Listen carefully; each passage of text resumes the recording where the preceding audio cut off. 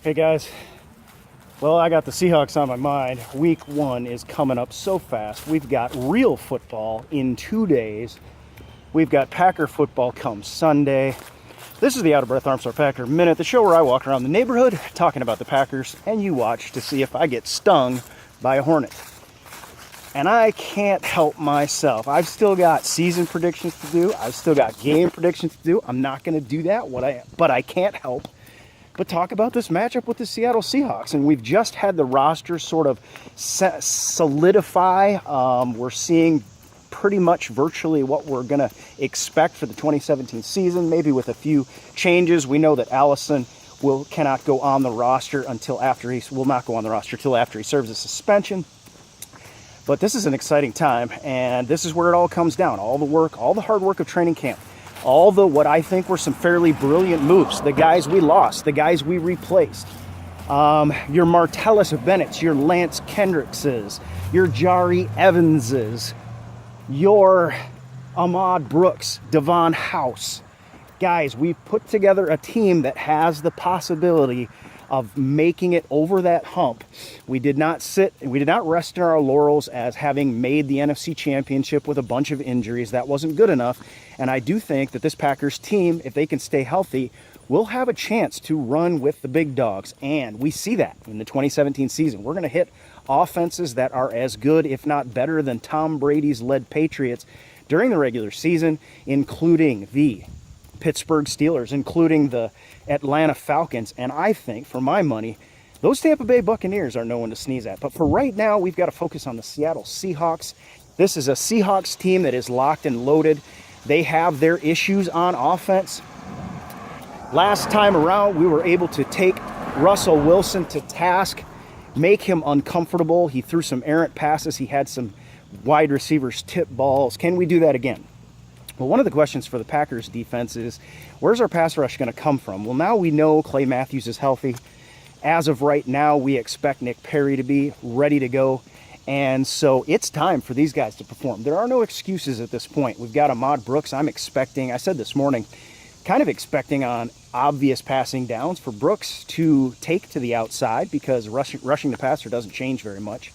And Clay Matthews to be kicked inside, maybe a nitro package with Matthews on the inside next to Josh Jones or Morgan Burnett, and Kentrell Bryce over top of that, or if it's Josh Jones, maybe Morgan Burnett over top of that. We'll see how we hold up on the perimeter.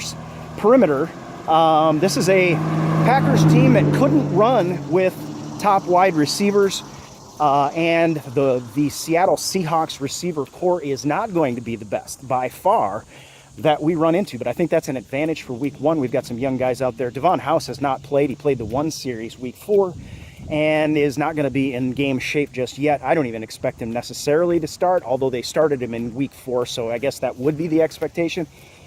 Kevin King, I think, will work up the depth chart, perhaps starting as early as Sunday, and a lot of people expecting him to be a starter by week 1.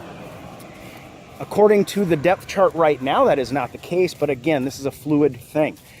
If King goes out there and begins to perform, I think this team and the coaching staff can't help but be intrigued by the possibility of getting him more reps and move him up the depth chart quickly.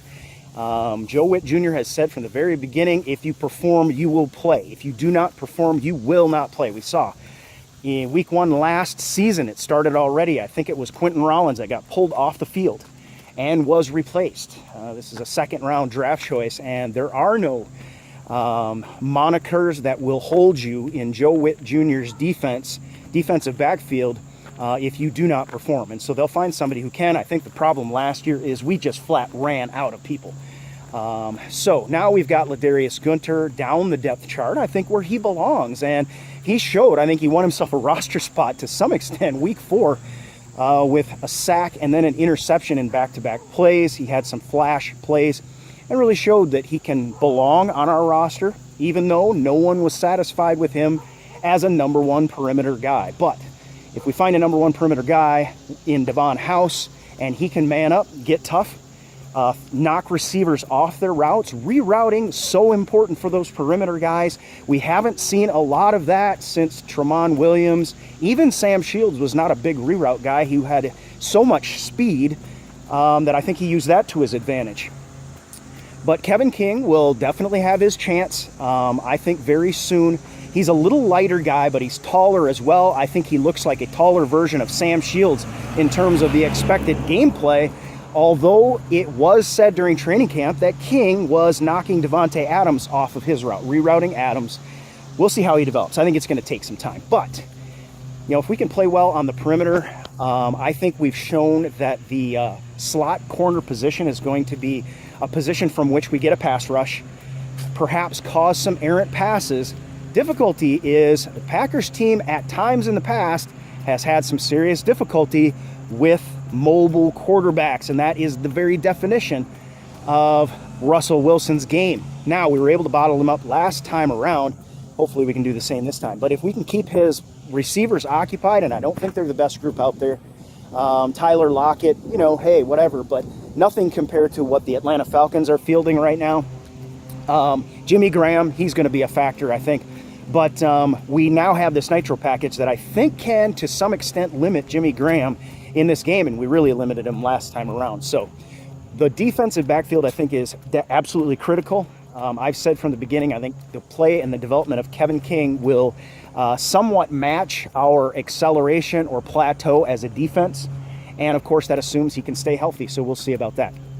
Offensively, you know, this is a team that looks like it can do it all. I mean, this team, it looks as advertised. Aaron Rodgers walks out on the field for a couple series, and that's really all it takes. Martellus Bennett already banking a TD. The team looking good.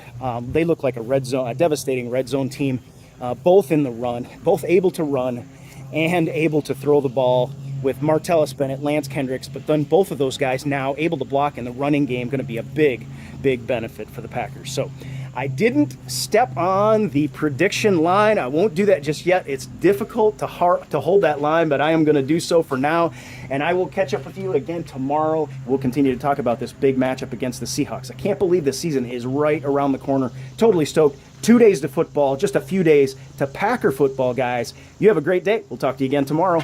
Go Pack.